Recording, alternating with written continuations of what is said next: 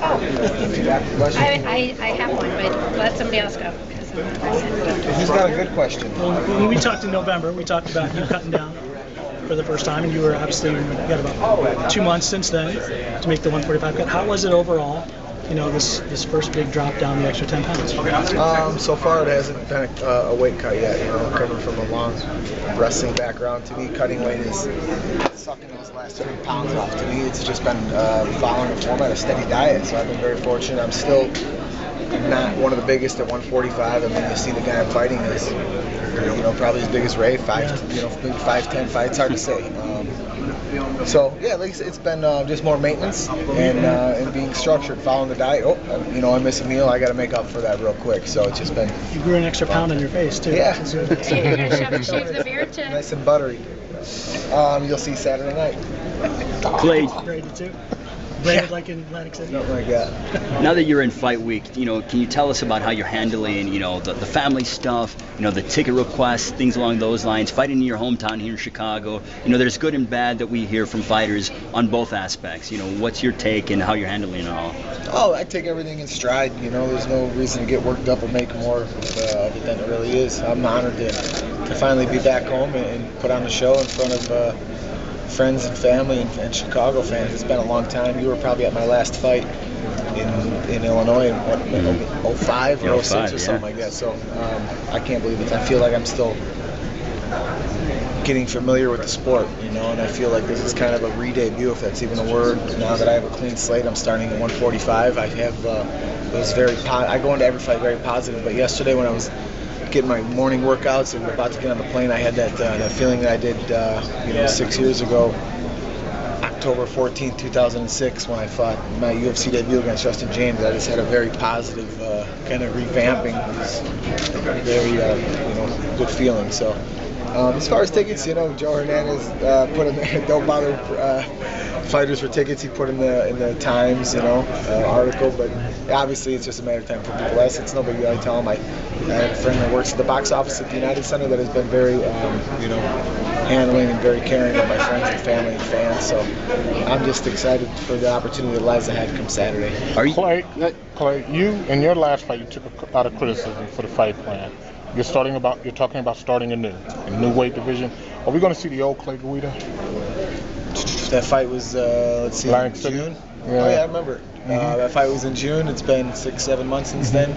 You're going to see a more revamped, more energetic Clay Guida. I mean, every time we improve. People that are true fight fans and educated like yourself see the improvements that I've made and the strides that I've made, and I believe I am one of the most improved lightweights and soon to be featherweights in the mixed martial arts in the UFC. If you see my striking, it was pretty much pinpoint. I outstruck Gray, I outgrappled Gray. Go down the list. I beat him everywhere except in the judge's eyes. So I'm beyond that now. It's a learning experience, and Hatsu Hioki is going to pay Saturday night for it. Clay, do you have any frustration that you've been on 2 UFC on Fox cards now and you never seem to make the main TV part of the card? I mean, the first one, it came down to the last minute. It's hard to hold a candle to Cain Velasquez and Junior Dos Santos. People who saw the fight on ESPN Deportes or whatever was on when I fought Ben Henderson realized that, you know, was a top candidate for Fight of the Year or whatever it may have been, and now he's the belt holder. The fight could have gone either way. He beat me fair and square. And now I get to take on a former #1 contender, possibly, in Hatsu Hioki. And we're going to make waves at 145. We're going to turn heads, and people are going to see that the best is yet to come. If you get this win on Saturday, how many more do you think you need before you get that title shot? I'm focused on my first victory Saturday at 145. Clay, can you tell us about your routine? I mean, are you staying at the UFC hotel? Are you staying with family? You know, tell us about what your routine is like this fight week. I mean, since you are in your hometown. Yeah, I stick with the host hotel, Chicago Hard Rock, and it's nice and it's great. They're very welcoming. They treat us very well. My dad came down last night, and me and my coach, Israel Martinez, and Goyo Eric Perez went and saw the Blackhawks get their first home victory of the year, so that was fun. I got a big wrestling meet tonight with the team I helped coach at in Martini Catholic at Oak Park River Forest, the #1 Martini Catholic. We're going for our 6th state title in a row. We're taking on, I believe, either the number 1 ranked Oak Park River Forest there in 3A, or the number 2 ranked in the state. So 2 top 10 teams in the nation, and that's a huge part of my training, as these kids motivate me. And so yeah, I'm just getting my workouts in, maintaining the weight, and looking forward to the fight night. Not to jump back to the main fight, because I know you're looking ahead and looking at this one. You guys all have to have pretty thick skin, and after that fight, I asked you, Dana's criticisms of that fight bothered you at all, and of course, instinctively you said, no, whatever, I know what I did. Did you go back then, in the coming days after that, and look back at the fight, and how do you keep from hanging your head at a loss, first of all, and take me through the mental part of that? Oh, if you hang your head, I wouldn't. If I was hanging my head, I wouldn't be here right now. You got to pick up the pieces and move on. That's just not. It's not how I've come this far. It's not what's going to get me to that featherweight title. People that hang their head seem to have a negative attitude and outlook on life, and that's just not how I've been brought up. And I've moved on. Is there part of you that takes that the complete 180 and says, all right, Dana said this, I'm going to go out there and work twice as hard to prove him wrong? Oh, it's not even Dana. He's an educated man, and he knows anytime I get in the cage, there's a potential for fight of the night, fight of the year, whatever it is, and he knows he's going to get a better outcome Saturday night. So. Question, you mentioned it's been a few months since your last fight at lightweight.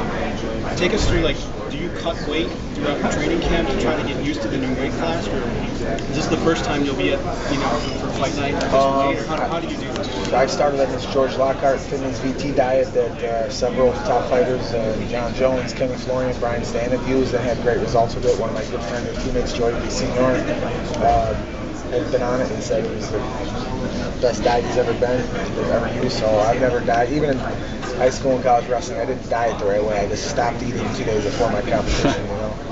Shoney Carter, man. So yeah, since early November, I started about a 10-week diet I've been on. So I haven't cut weight, haven't missed meals, just smaller portions, but eating more often, which I'm not used to. I usually gorge myself at a local barbecue or sushi place or something like that, taco joint, and then go work it off and practice. And now it's just a more structured, professional, diet that is life changing. It's great. And now you have a lot of teammates on this card. What has that added to, you got a bunch of you guys getting together and working towards the same night? That's even more special. That's a great question. I mean, this is my family. It's my family in Albuquerque, and it's a homecoming for Greg Jackson too. He's from the suburbs, from the west suburbs in Aurora, Illinois, and to see Coach come back and get to work with his, his students, and Coach Mike Winkeljohn, Mike Valley, and Brandon Gibson, and Israel Martinez, to see John Dodson, be the main event against Demetrius Johnson in the flyweight, for the flyweight world title. That's just huge. And to see that, that Chicago is put on this card, and the likes of, the co-main event and a legend and Rampage Jackson, soon to be legend Glover Teixeira, and my good friend and teammate Donald Cerrone and Anthony Pettis. I mean, the card is stacked. The stage is set. The pieces are in line. I just we got to go out there and do what we worked on. The hard work's done. I'm going to go out there and just have fun Saturday night. Clay, every time you fight, you seem to get one of the biggest reactions, if not the biggest reaction of the night, from the crowd. And now you're fighting in Chicago. Do you have any extra energy just from knowing how big that reaction is going to be? Oh man, I sometimes sleep very good at night, and I've been going to bed with a bigger smile on my face, just knowing I'm going to be in the friendly confines. The Madhouse. You guys who ever been to United Center, they call it the Madhouse. You guys are going to see the true definition of the Madhouse come Saturday. I get chills every time I think about it. To be able to perform in the stage that the house that Jordan built, and Pippen and Bill Cartwright and John Paxson and all these guys, the 6-time world champion Chicago Bulls and the former champion Stanley Cup champion Blackhawks. It's an honor. It means a lot, and to see my dad and my uncles and aunts who grew up watching all the Chicago teams. It's really, I'm kind of lost for words for it, but it's the fans of the true winners come Saturday. Did that amp you up when you were there yesterday? Did it amp you up? And also, many people say that having that kind of energy may work against you because you may try to do things and overextend yourself. Yeah, there's theories. You believe in all. You believe in whatever they're going to. could be a good thing, could be a bad thing. I feed off the energy, I feed off the crowd. Hearing those people clapping and screaming and stomping their feet, and the Guida Mafia in the house, it's going to be special. Do you hear your mom in there? I usually hear, even in the big crowds, whether it be in Vegas or when I fought in Oakland or whatever, in San Jose in front of 15 or 20,000. We'll see how it is at the United Center. There's going to be 20,000 plus people, I believe, and I think we'll still hear Mama Guida. I bet you will. Thanks, Clay.